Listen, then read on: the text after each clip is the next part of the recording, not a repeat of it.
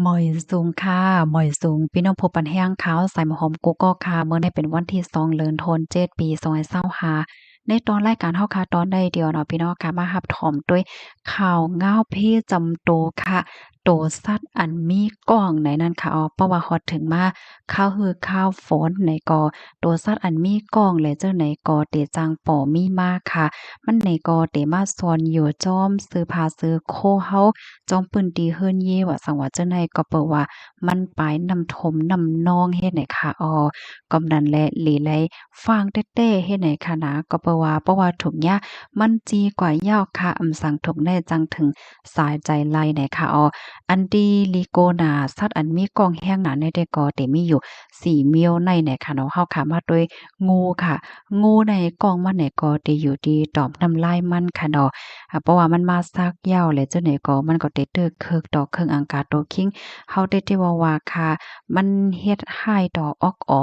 เลิศว่ากามเนื้อว่าสังว่าเจ้าไหนเฮ็ดให้เพราะว่าเฮาค่ะอยู่ไกลโรงยาก็หาหมอยามตั้นคึดเนี่ยก็มันก็จังเตื้อต่อโตและไปอยู่ลิเฮาค่ะเต้ๆสังถกจังถึงสายใจลายเฮ็ดแนวเนาะกำในข้อที่2ค่ะแมงจะล่างค่ะเนาะกองมันในได้ก็อยู่ดีเขียวและอยู่ที่อันเป็นปองเป็นปองจ้อมโตมันในค่ะนะเพราะว่าญาติจีเหย้าเฮ็ดในจึงไหนมันติเฮ็ดให้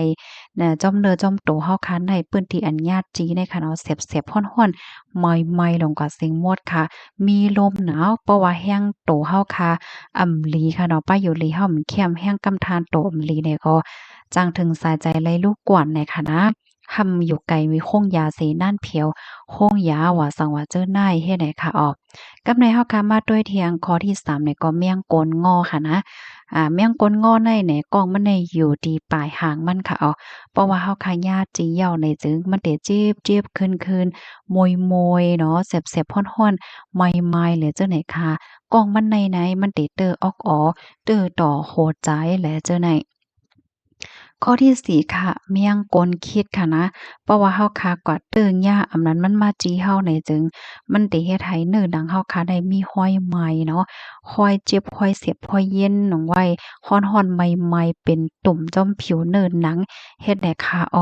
กำนันแลโตสัตว์ตั้งสีเมียวในกล่องมันเห่าแก้มหายแก้มเต้ๆเนี่ยค่ะนะตีหนึ่งและตีหนึ่งก็ที่ห้องอำเหมือนกันค่ะโยเนาะในพี่น้องค่ะห้องสังคะแน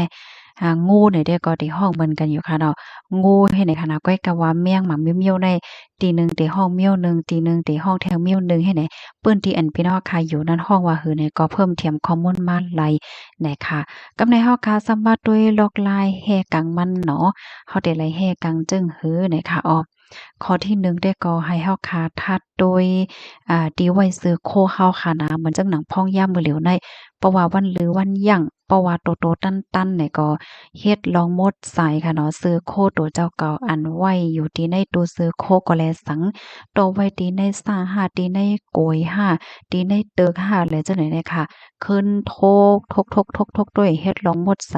เพียวๆปัดๆค่ะเนาะแล้วก็เม็ดตบซื้อตบโคเฮาค่ะใส่เฮ็ดเนี่ยนะแล้วก็เฮาโหลไหลต้วยตัวซื้อโคเฮาเปิ้นตีอันหิ้มห้อมอันไว้ซื้อโคเฮานั่น จ่องมันมีโฮจ่องมันมีแมงว่าจังได๋จ่องมันจังเข้ามาหาเฮ็ดแหนกำในหามาด้วยแทงซอกดินค่ะเนาะหมังก็ได้ก็ติมีไว้ซอกดินนำน่ะค่ะเนาะตั้มใหญ่กันไว้กว่าเสียงเฮ็ดแหนอันนี้ก็เฮาคาโลไลทัดด้วยว่าที่ในซอกดินเฮาคันนั่นจ่องมันมีแมงอีหังมาอยู่ไว้เนี่ยค่ะนะแมงเจอในมันก็เตซ่อนอยู่ไว้มันหนังซอกดินพาเลยจังได๋มันเกียกอยู่นะคะนะมันยามมีปองหนึ่งค่ะเนาะหลวนโรงเรียนใน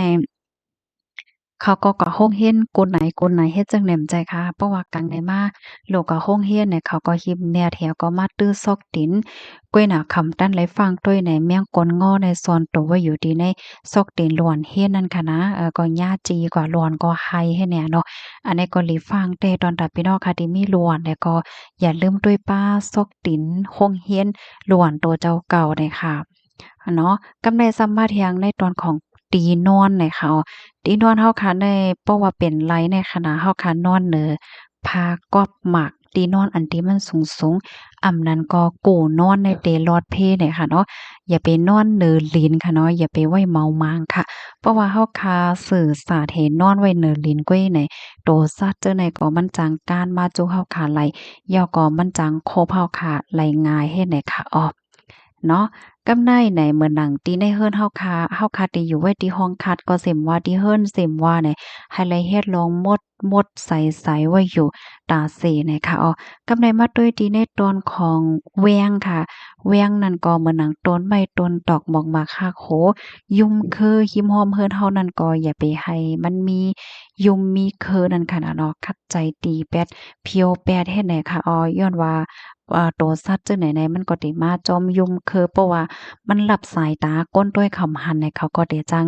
มาอยู่มาสอนมาเศร้าไหลแล้วก็การเขาเฮิรนไหลเฮ็ดแนวเนาะ กำในมาเที่ยงตอนหนึ่งเนี่ยค่ะต้นไม้อันนี้ก็ไฮไลท์สตีค่ะนะว่าพื้นที่ที่พี่น้องใครอยู่เฮิรนเยนั่นจะมันอยู่จำต้นไม้เฮิรนมังหลังในก็เตติดจับไว้ต้นไม้ใหญ่เหมือนจังหนังต้นหมักล่างค่ะต้นหมักโมงหาให้ได้งูเนี่ยมันเลินขึ้นต้นหมักโมงให้ได้แม่แล้วก็มันก็เลินขึ้นเลินเข้าที่ในเฮิรนที่หลังคาเฮิรนแล้วจังได๋ก็ส่ำจังเป็นลายเฮ็ดให้เขาบ่เป็นไรได้ก็เฮิรนใน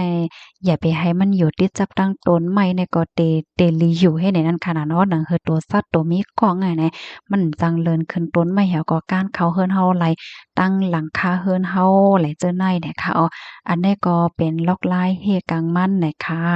เมื่อเลียวก็ฮอดถึงมาเข้าคือข้าวฝนเหย้าค่ะเนาะตัวสัตว์เจอไหนก็มันก็จังป่อมีมาเหย้าน่ะค่ะหนังคือพี่น้องค่ะเดี๋ยวจังไลรับรู้และจังไลฟังกันนั่นก็สืบเปิ้นแพ่แช่กว่านำเสกำในค่ะไม่ใจกูก็ค่ะเนาะมือไปย่าเพในกุ้ยค่ะเนาะมันจังเฮกังไว้กว่าเพราะว่าเฮาค่ะเฮกังไว้ก่อนตั้งตันย่าเพนำเฮาค่ะก็ย่าเพอีนั่นน่ะเนาะตันย่าเอก็อำย่าเพเสียอีกแหลเจิ้นนายเฮ็ดในค่ะยินจอมเย็นอำถึงพี่น้องค่ะกูก็กูก้นค่ะย้อนสู้ปานให้เลยอยู่ได้กินหวานและรอดเพ่กันกูก็ค่ะมอยสูงค่ะ